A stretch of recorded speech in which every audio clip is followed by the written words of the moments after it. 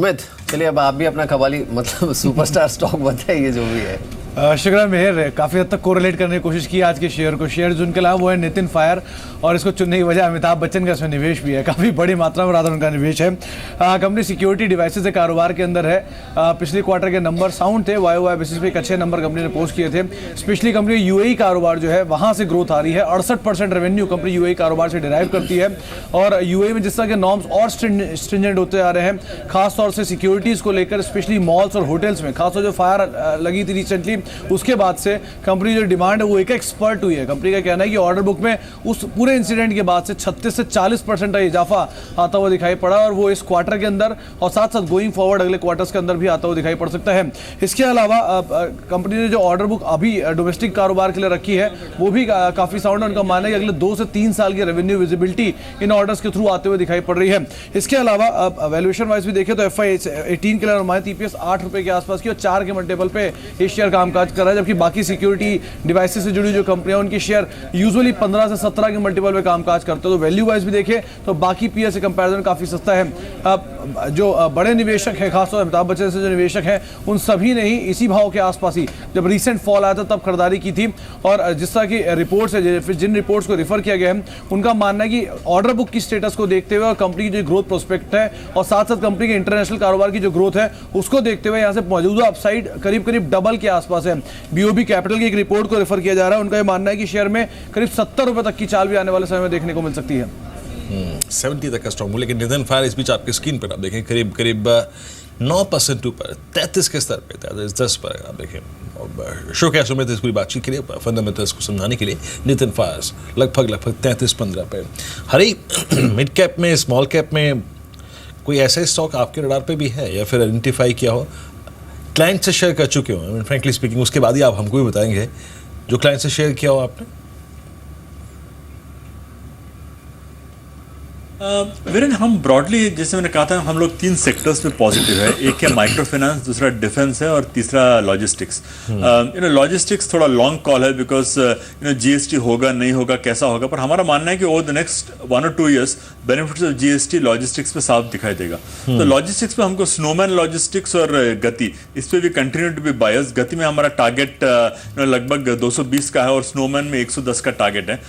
Walchand Nagar industries is our big pick on defence. हम मानते हैं कि जो डिफेंस ऑर्डर फ्लो हो सकता है इसका काफ़ी फायदा वालचंद नगर को हो सकता है, और इसमें लगभग 200 का टारगेट है हमारा। और जहाँ तक माइक्रो फाइनेंस में का सवाल है, जैसे मैंने पहले भी कहा, Equitas continues to be a preferred pick with the target of around 225 in about 1 quarters time. जी चलिए हरी, शुक्रिया हमारे साथ इस बातचीत में शामिल होने के लिए, और सिद्धार्थ आपका भी शुक्रिया हमारे साथ इस बातचीत में शामिल होने के लिए। हमारे साथ अब कपिल बाली जुड़े हैं, उनसे बात करते हैं। कपिल, मॉर्निंग टू यू, शुक्रिया इस बातचीत में शामिल होने के लिए। बिफोर यू जॉइन, एक्चुअली हम इसी मुद्दे पर बात कर रहे थे कि एक तो रिजल्ट सीजन है, मार्केट थोड़ा सेंसिटिव रहता है इसके लिए, एंड सो फार जुलाई में ऑलरेडी हमने ऑलमोस्ट 5000 करोड़ का FI इन्वेस्टमेंट देख लिया है।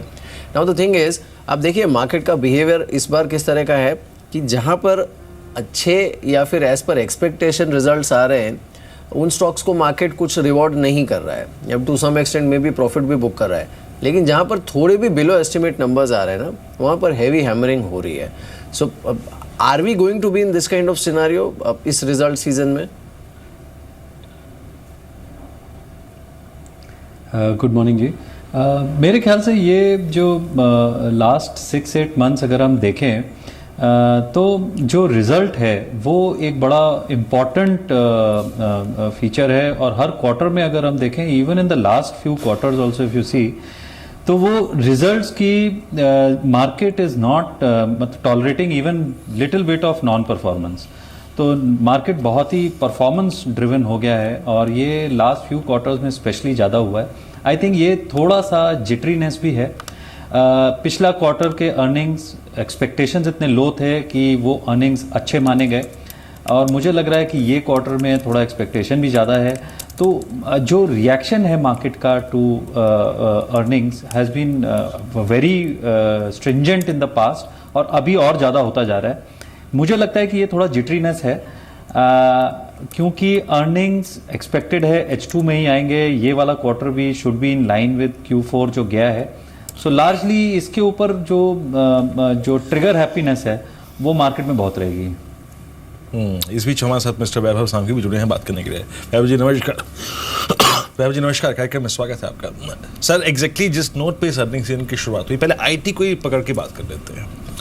इन्फोसिस ने जब इस साल की गाइडेंस दी थी सर, उन्होंने नेस्कॉम से अगर आप देखें जो गाइडेंस थी उससे भी कहीं ना कहीं 100 बेसिस पॉइंट 150 बेसिस पॉइंट अपनी अगर आप देखें जो ग्रोथ प्रोजेक्शंस रखे थे, लेकिन सडनली Q1 नंबर्स के साथ आउटलुक को ट्रिम कर देना, आईटी पे जो इस बार नंबर्स आए हैं सर, Q4 के नंबर्स और उनकी टॉप लाइन क्वालिटी को लेकर बाजार कंफर्टेबल नहीं था, and suddenly these numbers in Q1।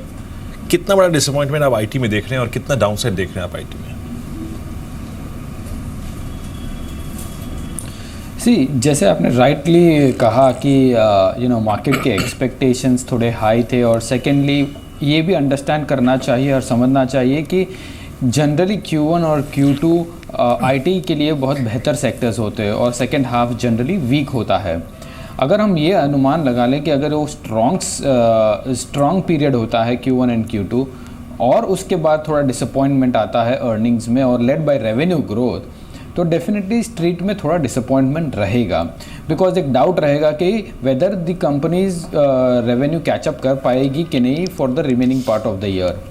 Having said that, ये और एक ध्यान रखना ज़रूरी है कि ब्रेक्सिट का इम्पैक्ट अभी तक हमको दिखा नहीं है, और हमने मैनेजमेंट कमेंट्री भी ये सुना था कि ये अभी तक इफेक्ट नहीं आया है।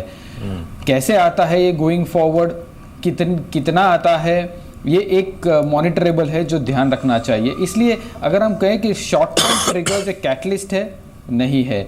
अगर लॉन्ग टर्म की बात करें तो at certain value, at certain point थोड़ा वैल्यूएशंस थोड़े रिलेटिवली अट्रैक्टिव होंगे, तभी देखना चाहिए इन्हीं स्टॉक्स को। जी कपिल, आप पॉजिटिव सरप्राइज कहीं पर एक्सपेक्ट कर रहे हैं क्या इस रिजल्ट सीजन में? या मुझे लगता है कि ये इन लाइन विद Q4 रहेगा, ये भी पॉजिटिव डायरेक्शन में ही रहेगा। इतना एक्सपेक्ट नहीं करना चाहिए कि it will be majorly divergent और बहुत ज़्यादा पॉजिटिव, बट येस एक पॉजिटिव मुझे लगता है कि ये वाला अर्निंग्स भी रहेगा। Majorly what I am looking out for is the H2 of the year, जब मेरी एक्सपेक्टेशन है कि मेरी ओपिनियन है कि रियली अर्निंग्स का आना चाहिए, क्योंकि तब तक कुछ बड़े इवेंट्स हमारे पीछे होंगे और उनका impact should be seen on, specially on the consumer side. इस बीच अगर आप देखें इधर एक बार आप मैक्स इंडिया को देखिए, स्टॉक ऑलमोस्ट आप देखें लोअर फीस पे आपके स्क्रीन पर आप देखें करीब 5%। उसके बाद एक और चीज़ देखिए कि निफ्टी अब 8500 के स्तर के नीचे भी है, लगभग 10 अंक नीचे 8498 के स्तर पे कारोबार कर रहा है। HUL करीब 17 रुपये नीचे, हालांकि डैमेज उतना नहीं हुआ है, 900 रुपये का लेवल इसने तोड़ा था, लेकिन अब 900 के लेवल को रीगेन कर चुका है। अब जी जो HUL के नंबर्स आए, आई मीन ये तो खैर स्ट्रीट पे जो बात है, डिस्कशन जो है पिछले काफ़ी समय से खड़ा हुआ है, चल रहा है कि अब पतंजलि के बाद इनकी प्राइसिंग पावर और इनके वॉल्यूम्स कहाँ जा रहे हैं, और आप इन प्राइसेस में FMCG में पैसा कमा सकते हैं, नहीं कमा सकते हैं। कल जो 4% के वॉल्यूम्स HUL ने रजिस्टर किए सर, ये क्या आपको रिस्की एसेट लग रहा है HUL इस वक्त, या पैसा कमाना थोड़ा सा मुश्किल हो जाएगा इस पर?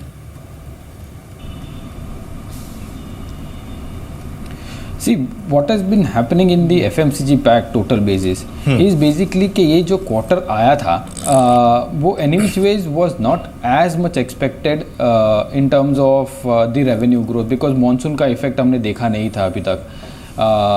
गोइंग फॉरवर्ड जब मॉनसून्स बराबर आ जाते हैं और आप रेवेन्यू ग्रोथ आगे जाके देख सकते हैं। और दूसरा एक इम्पॉर्टेंट पार्ट ये है कि जो इंडियन अकाउंटिंग स्टैंडर्ड्स के हिसाब से जो फाइनेंशियल्स इस टाइम पेश हुए हैं वो थोड़ा कॉम्प्लिकेटेड है और वो समझना भी आवश्यक है।